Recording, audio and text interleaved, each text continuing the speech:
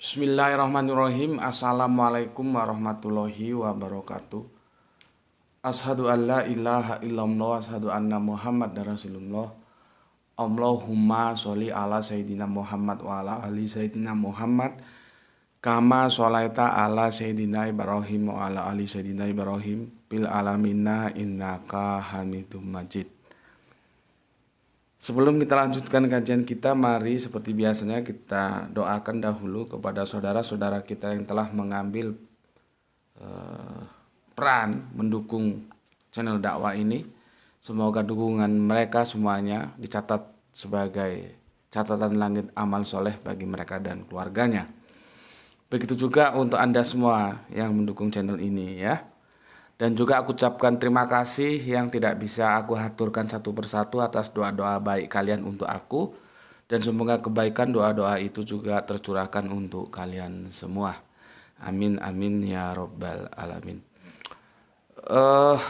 Sesuai dengan situasinya yang sebentar lagi Natal, maka sepertinya kajian-kajian kita akan berputar di sekitar Natal. Ya, baik itu dari perspektif Kristen maupun Islam.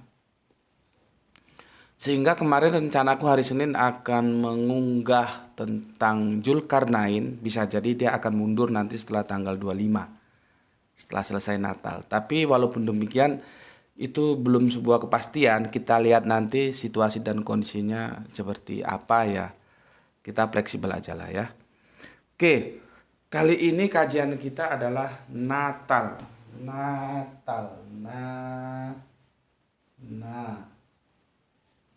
Nanti gini lah ya tulisannya ya. Natal. Ini ruwet, bulat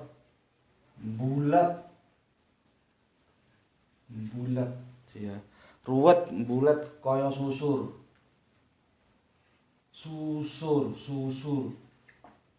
Ini bahasa Jawa ya. Ruwet itu ya ruwet, bulat itu berputar-putar, susur itu susur itu apa ya? Nginang. Nenek-nenek kita, ibu-ibu kita dulu itu kalau nginang itu berputar terus di mulutnya itu, ya. Jadi dalam istilah Jawa itu ruwet bulat. Jadi Natal itu ruwet bulat kaya susur. Ya.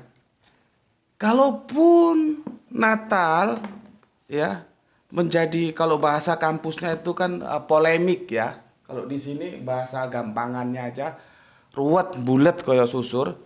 Itu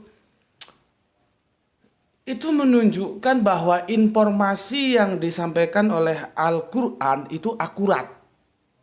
Gitu loh. Justru kalau Natal itu tidak ruwet bulat kaya susur, itu berarti informasi yang disampaikan Al-Qur'an tidak akurat. Bahkan ya karena saat ini kan tentang Natal ya, mestinya kita terfokus ke Natal. Tetapi sesungguhnya tentang sosok Kanjeng Nabi Isa yang dikenal dalam dunia kekristenan sebagai nama yang telah berubah dari Esau menjadi Yesus, ya, itu sebuah personal yang memang menjadi perselisihan di antara kita, baik Nasrani yang menjadi Kristen sebagai saudara tua dan Islam menjadi saudara mudanya, dan berikutnya saudara yang lebih tuanya lagi Yahudi, ya. Cuman untuk Yahudi karena populasinya di negeri kita ini tidak signifikan, maka yang bertarung ya katakanlah begitu itu terjadi antara Kristen dan Islam saja. Dan ini akan setiap tahun begini terulang. Jadi nggak usah kaget karena Al-Quran sudah menginformasikan itu. Justru kalau tidak begitu ya Al-Quran berarti tidak akurat. Tapi ternyata begitu berarti Al-Quran akurat ya. Seperti kita lihat ya, kita bisa baca itu di Quran surat 3 sebentar. Iya, surat 3, surat Ali Imran 55 ya. Quran surat 3 55 ya. Ingatlah ketika Allah berfirman, "Hai Isa, sesungguhnya aku akan menyampaikan kamu kepada akhir ajalmu dan mengangkat kamu kepadaku serta membersihkan kamu dari orang-orang yang kafir dan menjadikan orang-orang yang mengikuti kamu di atas orang-orang yang kafir hingga hari kiamat. Kemudian hanya kepada akulah kembalimu. Lalu aku memutuskan di antaramu tentang hal-hal yang tentang hal-hal yang selalu kamu berselisih padanya." Berselisih. Jadi menjadi topik perselisihan tentang sosok siapa Kanjeng Nabi Isa itu. Kalau sekarang kan kebetulan Natalnya kan, tapi secara keseluruhan dia menjadi bahan perselisihan, ya, baik di dalam kekristenan maupun di dalam Islam, ya, karena kan Islam mengimani juga dan memuliakan Kanjeng Nabi Isa. Itu menjadi perselisihan. Seperti yang aku telah sampaikan, bahwa dalam Islam itu mainstream mengatakan bahwa Kanjeng Nabi Isa nanti jelang kiamat turun lagi, seperti yang diimani juga bagi teman-teman Kristen. Tapi di dalam Islam juga itu terjadi perselisihan karena tidak semuanya setuju dengan pemahaman bahwa Kanjeng Nabi Isa itu akan turun lagi jelang kiamat karena sudah selesai urusan nabi-nabian, sudah ditutup, bahwa Kanjeng Nabi Muhammad adalah kataman nabi penutup. Nah, itu salah satu contoh. Hanya kebetulan saat ini sedang Natal, maka kita fokus ke Natalnya saja, ya. Kita berselisih.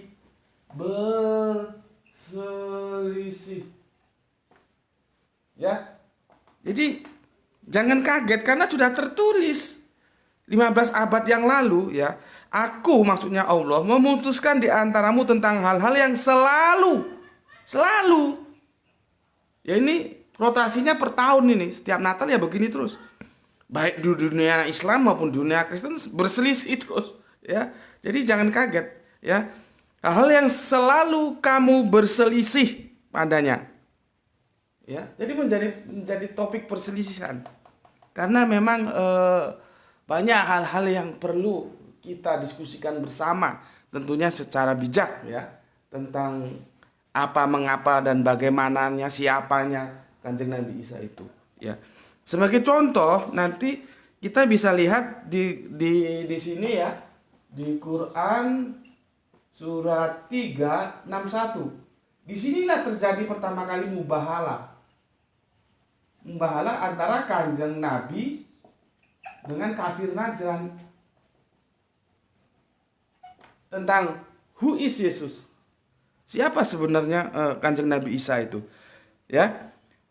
Apakah dia Allah, apakah dia manusia? Tapi kan dalam periwayatan itu akhirnya tamu dari Najran tidak bersedia untuk melakukan mubahalah. Mubahalah itu adalah sebuah sumpah yang mana nanti setelah tidak ada titik temu, yang salah itu akan dilaknat oleh Allah, ya. Oke, ini sebagai sebuah introduction supaya kita ndak kaget bila selalu terjadi polemik. Ini kan polemik tahunan, tiap tahun nanti Natal, sekarang Natal, ya. Nanti Natal tahun 2022 ya begini lagi. Biasa itu. Ya. Nanti 2003, 2004 tiap tahun seperti itu.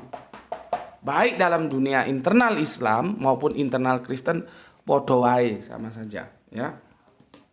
Oke.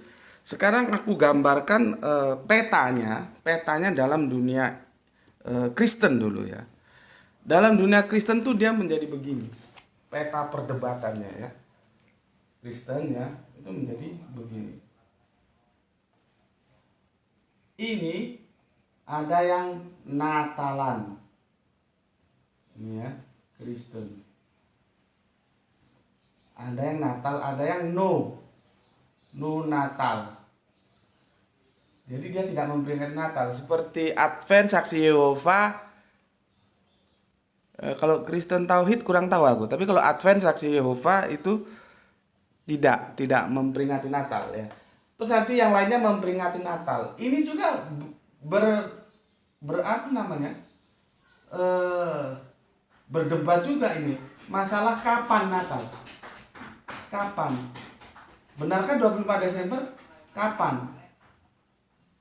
Kapan Natal? berdebat lagi nih.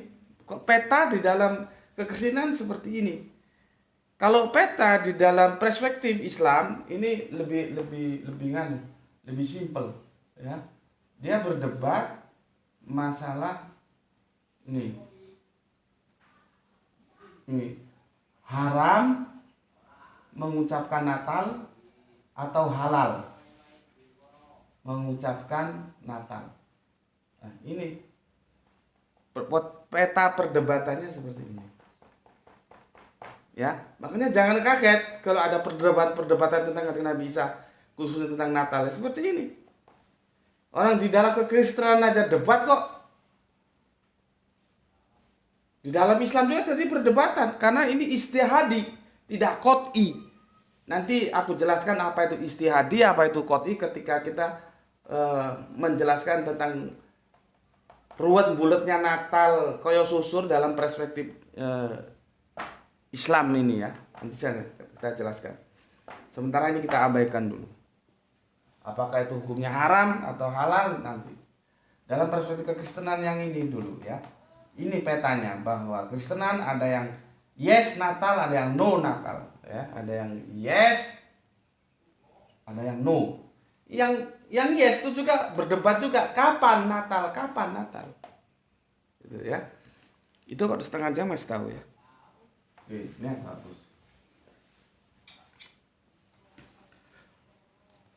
Aku ini sebetulnya sudah menjadi pengetahuan umum karena sudah terpublish lewat media sosial yang namanya WA ataupun yang namanya Facebook atau yang lain itu sudah menjadi konsumsi umum, artinya bukan rahasia lagi, tetapi aku akan mendengarkan suaranya saja. Sebetulnya aku tidak terlalu merasa penting untuk menampilkan ini, tetapi karena ini akan menjadi sebuah bukti bahwa di dalam Kristenan sendiri itu amburadul ya, masih terjadi perdebatan yang tiada hentinya tentang Natal ya. Maka aku dengarkan suaranya saja lah ya. Oke, mari kita dengarkan. Saya adalah Kristen Advent, teman-teman. Saya tidak merayakan hari Natal, tapi bukan berarti saya menolak hari Natal. Saya akan membahas ini karena ini adalah pertanyaan yang sering juga dilontarkan kepada saya setelah menanyakan kenapa saya bergereja pada hari Sabtu.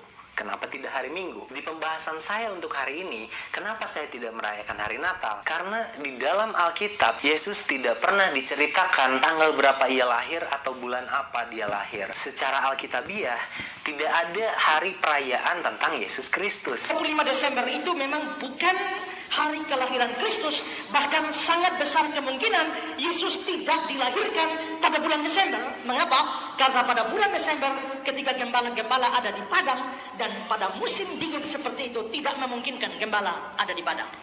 Nah, kalau begitu Yesus lahir kapan?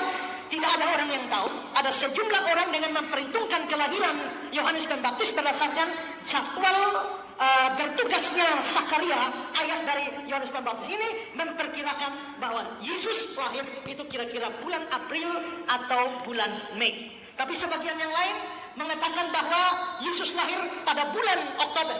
Gereja-gereja Ortodoks merayakan Natal pada bulan Januari, sekitar tanggal 6 Januari. Dan karena itu, saudara-saudara, maka memang tanggal kelahiran Tuhan Yesus itu tidak pasti. Tidak ada orang yang tahu persis kapan Tuhan Yesus dilahirkan.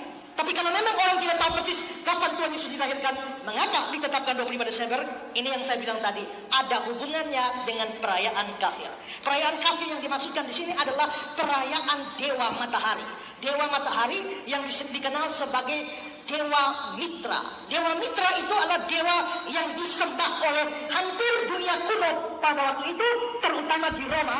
Mereka menyembah Dewa Matahari, dan Dewa Matahari ini tanggal kelahirannya adalah 25 Desember. Dan karena itu maka orang-orang kafir pada tanggal 25 Desember mereka selalu menyembah dan merayakan hari kelahiran Dewa Mitra ini. Lalu acaranya itu berlangsung dari 1 minggu sebelum 25 Desember. Klimaksnya ada pada 25 Desember. Karena itu disebut sebagai Festival Saturnalia. Dengar ya, Saya harap Anda dengar, dan saya harap juga yang selama ini meragukan 25 Desember dengar. Kalau ada yang bilang 25 Desember tidak dalam Alkitab, itu adalah hari lahirnya, apa itu katanya, Dewa Matahari ini.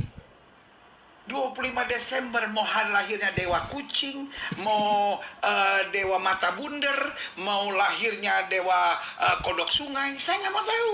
Iya kan? Saya nggak mau tahu. Tapi kita tidak merayakan karena itu hari lahirnya Dewa Matahari. Kita juga nggak merayakan karena hari raya atau hari lahirnya Dewa Kodok Bunder atau Dewa apapun. Saya nggak mau tahu. Tetapi kenapa kita merayakan 25 Desember? Karena Alkitab ngomong begitu. Nah, tetapi yang saya menjadi aneh adalah ketika Anda menyerang dan berkata bahwa 25 Desember nggak dalam Alkitab. Izinkan saya menjelaskan, ya mungkin pendeta di gereja Anda tidak menjelaskan, adikku yang kukasihi. Jadi ya karena Anda hanya jemaat, ya kan, adik Lamboan ini hanya jemaat, ya saya tidak bisa menyalahkannya. Karena ada hamba-hamba Tuhan juga yang bodohnya sama gitu. Ya nggak Bodoh-bodoh. nggak ngerti Alkitabnya, nggak ngerti sejarah gerejanya, nggak ngerti sejarah tanah perjanjiannya.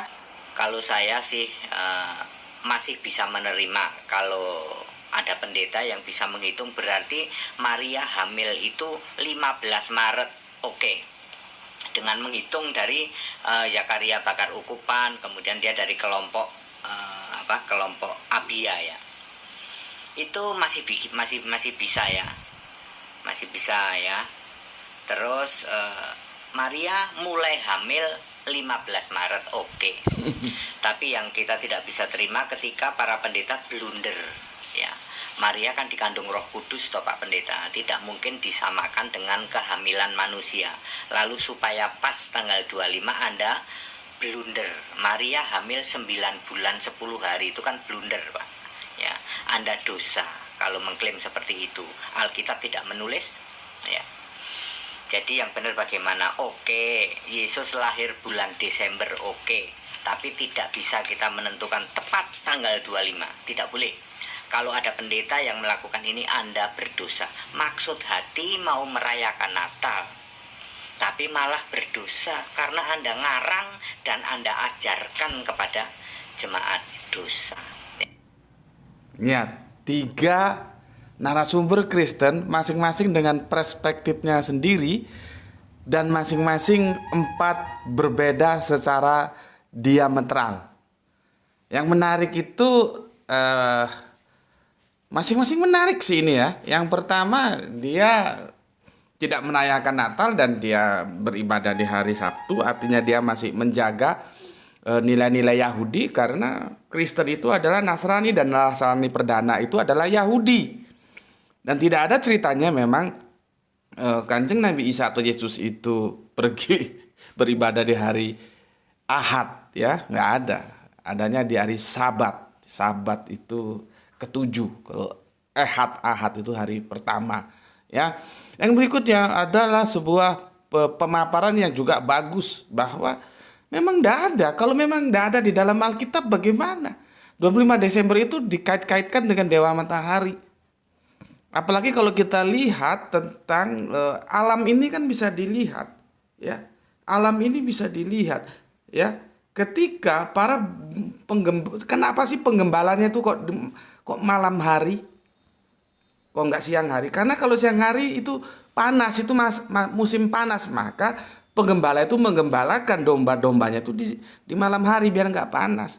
Artinya apa? Itu bukan musim dingin ketika Desember itu, padahal adalah musim dingin. Ya.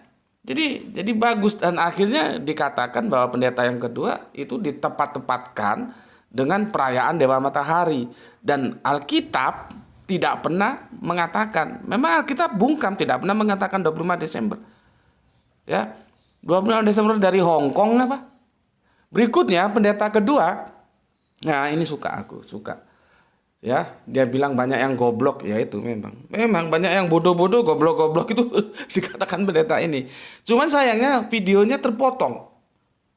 Kalau teman-teman PR-ku terkasih ya, kalau Anda punya video lengkapnya dari pendeta yang nomor 3 ini, tolong aku dikasih. Karena terpotong, dia tidak sempat memaparkan seperti yang dia klaim bahwa 25 Desember itu dinyatakan dalam Alkitab. Sedangkan aku cari-cari nggak ada, boleh jadi kan manusiawi lah ya. Aku baca keliwatan sehingga aku nggak tahu gitu ya. Makanya menarik. Jadi dia nggak peduli dengan dewa kucing, dewa mata bundar, dewa kodok sungai atau apa lagi ya. Yang menarik berikutnya terakhir pendeta yang keempat, hati-hati dia bilang. Sesuatu yang tidak dikatakan oleh Alkitab jangan diajarkan karena itu adalah sebuah kebohongan dan itu dosa. Dosa. Memangnya kalian lebih ngerti daripada Alkitab.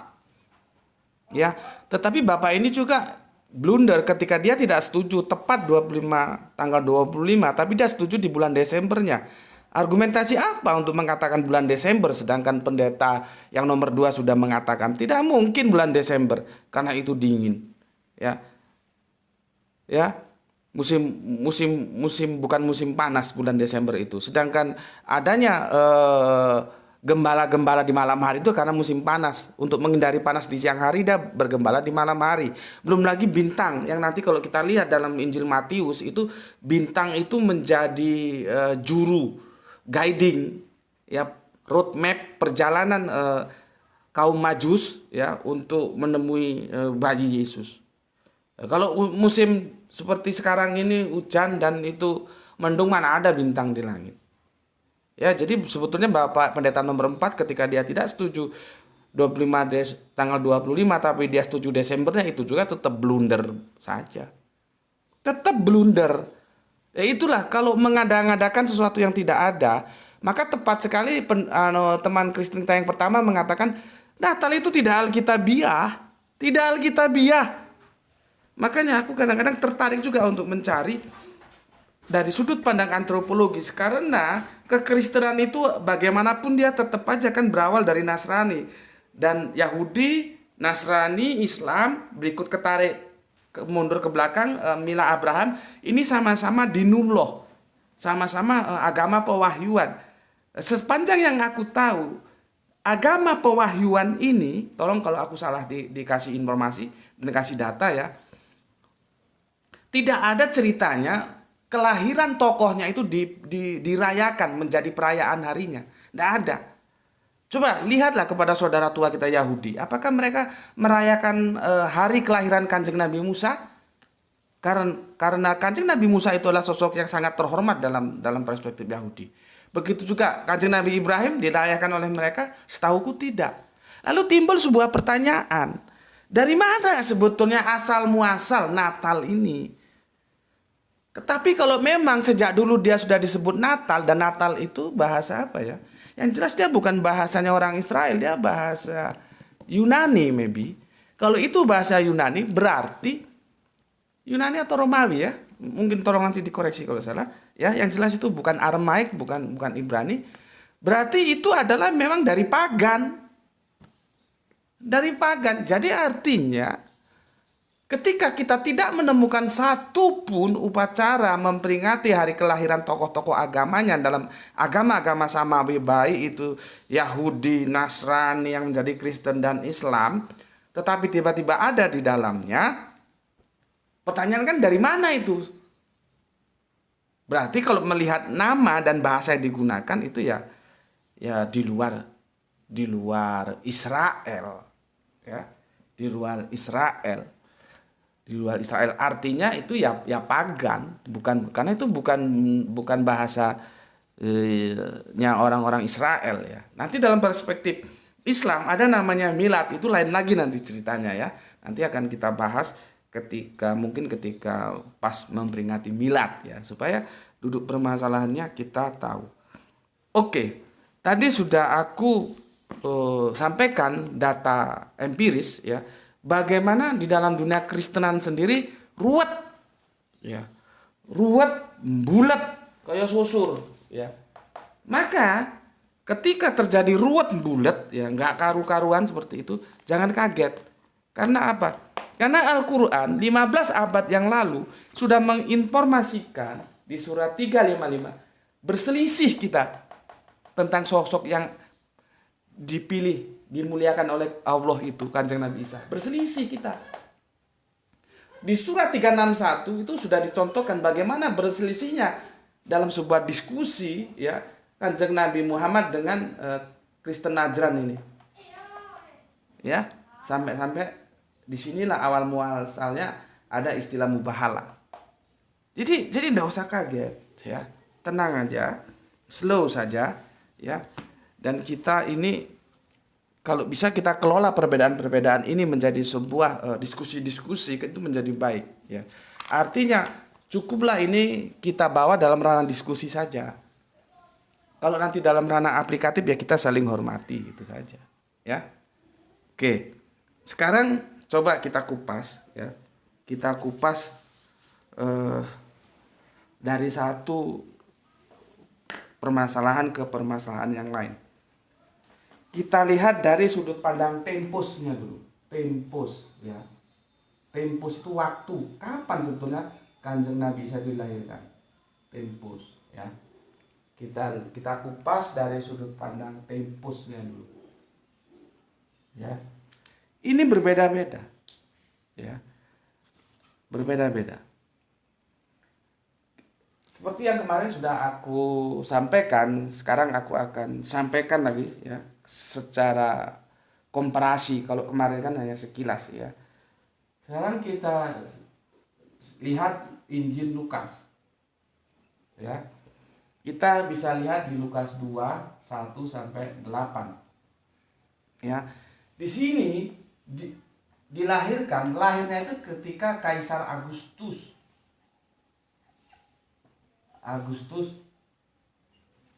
ya berkuasa sehubungan dengan sensus. Ini tahunnya 579 tahun Romawi. Ya. Ini, ya. Di sini di Gospel Luke gitu, ya. Gospel Luke, ya. Nanti di Matius itu bisa kita lihat di Matius 2, ya. 1, 10, 11, ya. 1, 10, 11. Ini ayatnya nanti dibaca, ya. Itu ketika yang berkuasa Herodes Agung.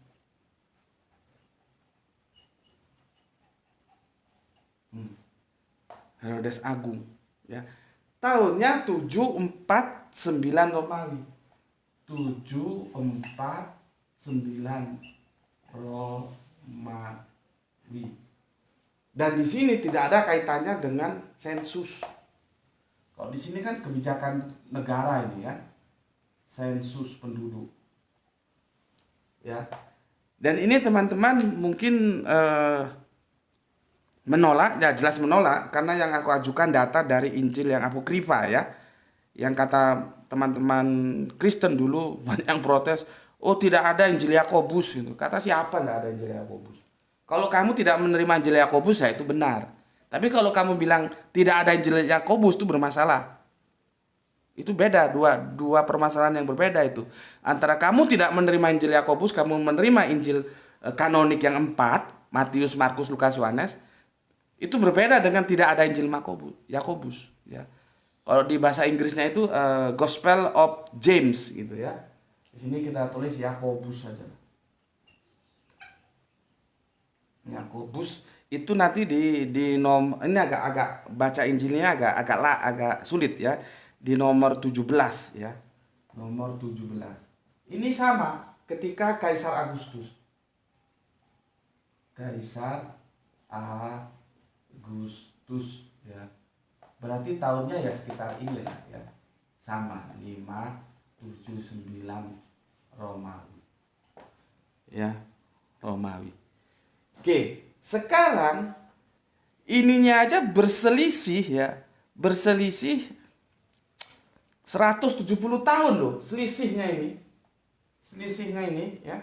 Itu bukan ini selisihnya ini 170 tahun kamu kurang ini. Itu berselisih 170, bukan setahun 2 tahun. 170 tahun berselisih. Ya. Karena lihat tahun berkuasanya ini, lihat ini. Ini 579, 749. 170 tahun berselisih. Bagaimana selisih dengan jangka waktu 1 abad setengah lebih, Dan itu bisa diterima sebagai kebenaran. Coba. Gimana?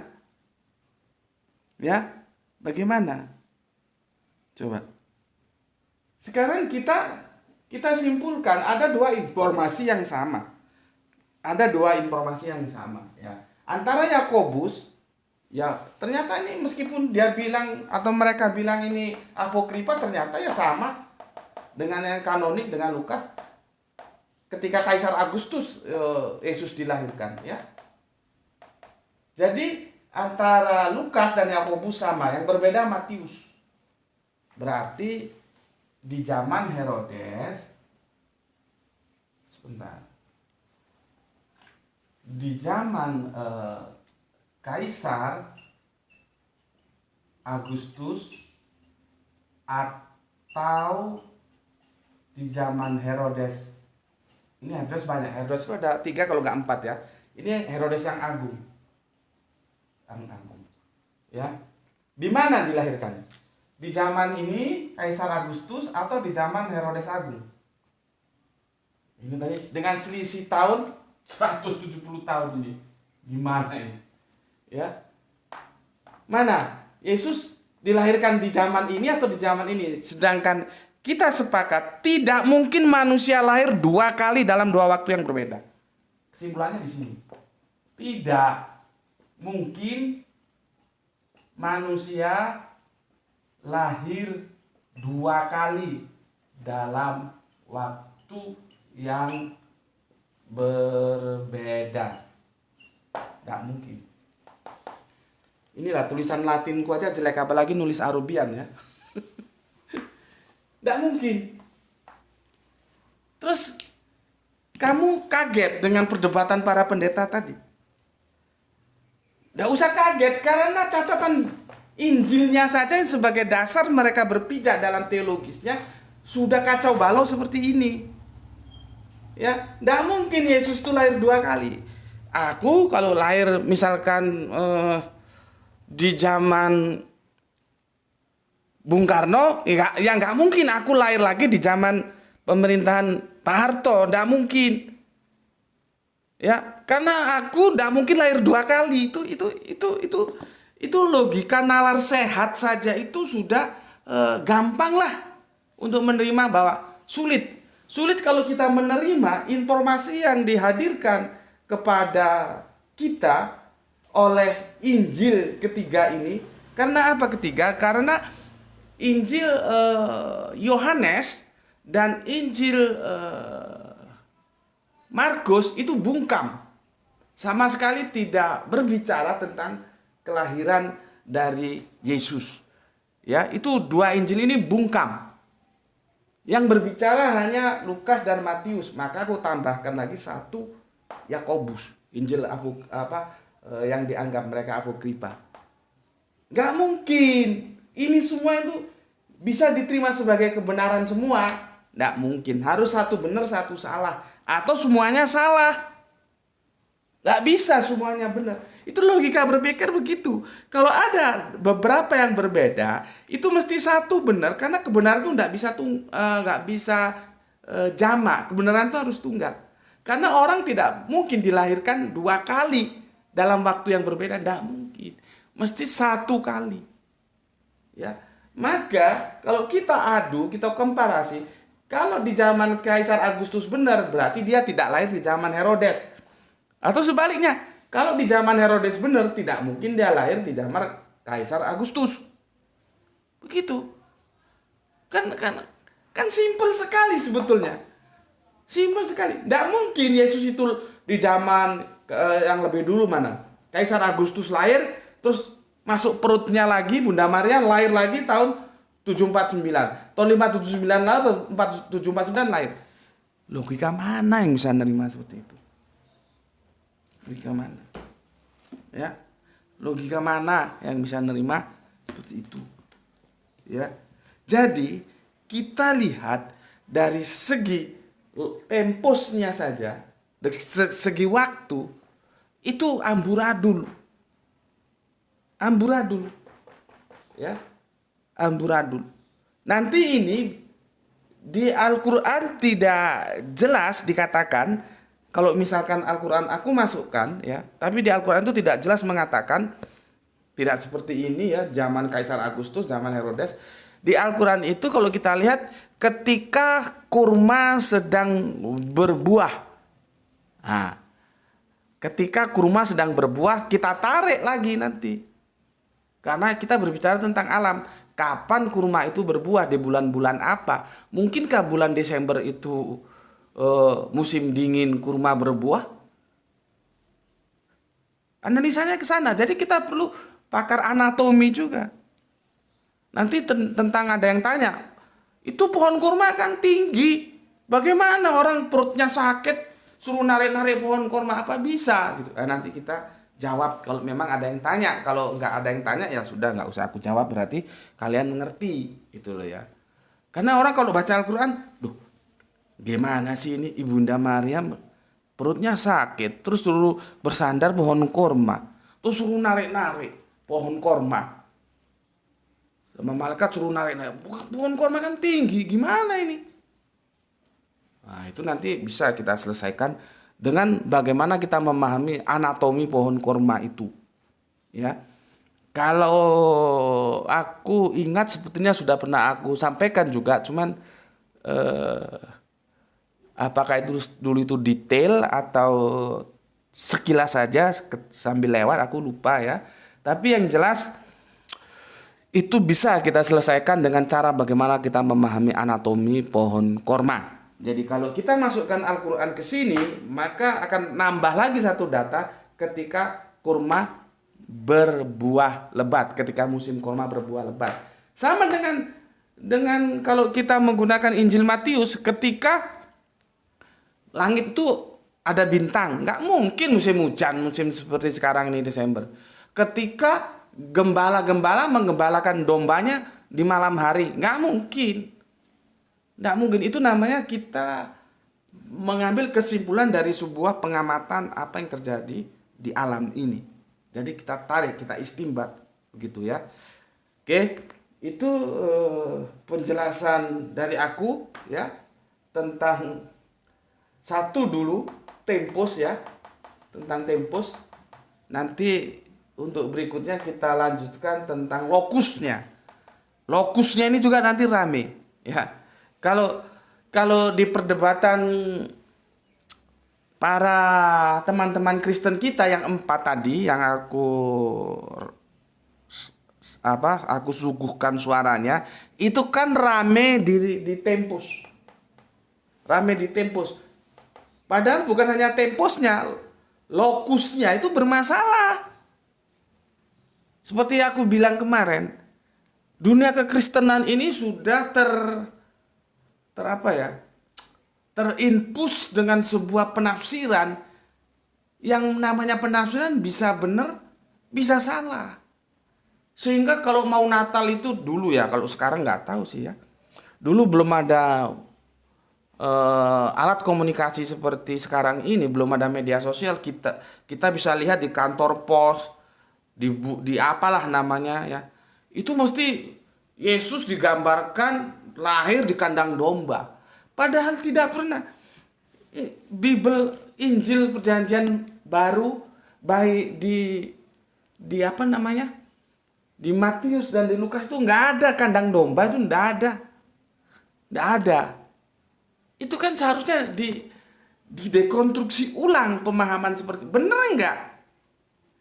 Kalau soal penafsiran, ya namanya penafsiran kan belum tentu benar. Masa melahirkan di kandang domba? Seperti itu ya. Jadi besok ya akan kita lanjutkan tentang dari sisi lokusnya ya, dari sisi lokusnya. Tapi setidaknya kali ini kita bisa maklumi ya, kalau teman-teman saudara Kristen kita berdebat habis-habisan seperti tadi itu, kapan Yesus lahir? Tidak ada yang tahu ya. Maka tadi ada yang bilang, ada yang jujur itu, pendeta nomor 2 itu, tidak ada yang tahu. Jadi jangan mengada-ada gitu loh. Kalau berkira-kiraan sih nggak apa-apa, namanya perkiraan kok. Ya. Kalau perkiraan itu tidak apa-apa. Tapi kalau sudah pasti 25 Desember tek pasti itu ngapusi. Sekarang dari mana dia tahu kalau Alkitab saja tidak mengatakan? Makanya aku tertarik, katanya pendeta tadi ada, sayang videonya terpotong ya. Coba kita lihat di sini sampai abad keempat ya. Hari lahir Yesus itu masih diperingati 6 Januari 1 ya. 28 Maret 2. 18 April 3. 29 Mei 4. 28 April 5. 18 Mei 6. 18 Oktober 7. 7 varian waktu kapan Yesus lahir. Coba. Berbeda tanggalnya, berbeda bulannya. Ini belum dibawa tahunnya, nanti gimana belum bawa tahun ya sudah dianggap 1 Masehi gitu ya. Ya. Jadi kita bisa maklum ya. Nih datanya ini ya. Berapa kali ini. Ya. Jadi by data gitu ya. Oke, ini sudah mau masuk asar. Masuk asar ya. Aku mau sholat asar dan aku kira kita bikin yang pendek-pendek lah ya. Kemarin itu ada teman yang minta tolong pendek Pak. Ya kita layani pendek, nanti suatu waktu panjang ini cuman nggak sampai 1 jam ya. Sekitar 25 menit ya. 25 atau 30 gitu. Ya. Oke. Jadi intinya dari sini aja sudah bermasalah karena klausulnya di sini, kesimpulannya di sini. Tidak mungkin ada orang dilahirkan 2 kali, itu tidak mungkin. Ya. Maka kita bisa memaklumi kalau di dalam kekristenan terjadi perdebatan yang sangat sengit. Kapan sebetulnya Yesus itu lahir? Itu dari aku ya, semoga bisa menambah wawasan kita untuk mensikapi, kan rame ini di dunia medsos nih, kegaduhan-kegaduhan ini ya. Baik internal Islam dan internal Kristen, belum lagi eksternal Islam dan Kristen. Sudahlah, hadapi saja itu secara akademis. Jadi jangan merusak hubungan humanisme di antara kita. Oke, itu dari aku. Bismillahirrahmanirrahim. Alhamdulillahirabbil alamin.